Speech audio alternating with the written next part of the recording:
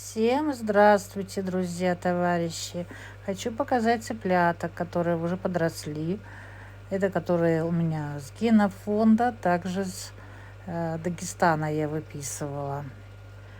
Вот, сразу у меня показан из Дагестана, а чуть дальше другой отсек будет показан с генофонда. Цыплята все здоровенькие, хорошие, все у нас хорошо.